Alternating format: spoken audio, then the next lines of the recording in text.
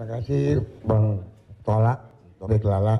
Ustadz, tadi Ustadz cerita bahwa Rasulullah juga bergurau, tapi gurauannya itu tidak pernah berdusta, dan itu yang tidak boleh kata Rasulullah.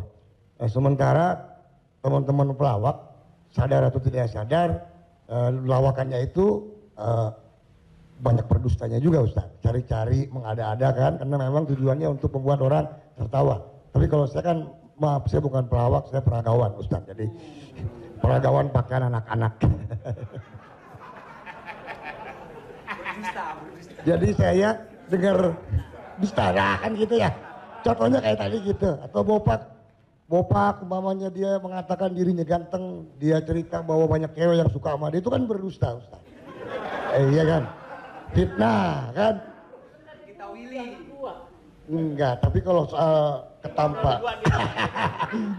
Jadi mohon dijelaskan kembali oleh Ustadz Abdul Somad batasan bagaimana di dalam melawak yang tidak boleh berdusta, sehingga kalau memang ternyata pelawak tidak boleh berdusta dalam melawakannya, mungkin saya sedang pikir-pikir dulu untuk melanjutkan profesi gini Ustaz. Saya takut masuk neraka. Terima kasih Ustaz Abdul Somad. Assalamualaikum warahmatullahi wabarakatuh. Ada saatnya kita berilustrasi, menceritakan suatu kisah. Jadi sebetulnya para penulis novel Islam pun dia sebenarnya kisah itu ada juga yang fiktif atau dicampur antara nyata. Bahkan Buya Hamka menulis kisah campuran antara tenggelamnya kapal Panderwick adalah campuran antara nyata dan fiksi. Apakah ketika orang bercerita tentang fiksi itu dia berdusta? Tidak. Jadi kita bisa bedakan itu antara orang memang betul-betul dia berdusta. Kemarin saya melakukan ini suatu. Padahal cerita itu tidak ada. Beda dengan dia misalnya katakan, saya ini Ustadz seorang peragawan, tapi peragawan pakaian anak-anak. Tidak. Mas Ginanjar tidak sedang bercerita, kemarin di mall saya memperagakan pakaian anak-anak Pak Ustadz. Ketika saya pakai pakaian anak SMP, semua ketawa. Itu dusta. Tapi ketika dia katakan cerita awal tadi, semua orang tahu bahwa dia tidak sedang memperagakan pakaian anak-anak. Dia hanya sedang menunjukkan tentang dirinya. Secara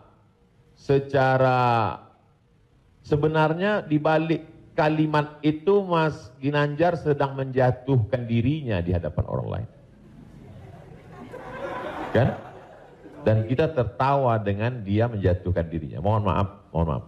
Bahwa beliau mengatakan fisik saya seperti anak-anak dan saya andai pun menjadi peragawan hanya sesuai memperagakan pakaian anak-anak. Hari ini orang tidak menjatuhkan dirinya, dia menjatuhkan orang lain. Menjatuhkan tokoh agama, menjatuhkan ustadz. Ada suatu kesalahan dalam cara dia berpikir. Bahwa beliau menjatuhkan dirinya, dia tidak usah. Karena dia tapi dia tidak sedang berbohong. Dia hanya sedang bercerita, insya Allah penjelasan saya itu bisa dipahami. Yang tidak bisa itu adalah ketika orang seolah-olah dia bercerita, dia kemarin saya sebuah cerita seakan-akan orang mengatakan dia nyata. Padahal sebetulnya hanya bohong belaka supaya orang tertawa. Itu yang dilarang oleh Nabi Muhammad SAW. Wallahu a'lam.